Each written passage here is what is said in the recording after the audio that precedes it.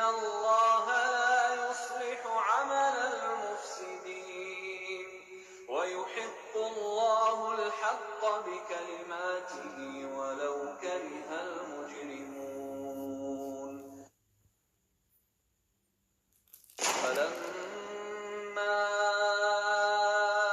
ألقوا قال موسى ما جئتم به السحر إن الله سيبطله إن الله لا يصلح عمل المفسدين ويحق الله الحق بكلماته ولو كره المجرمون.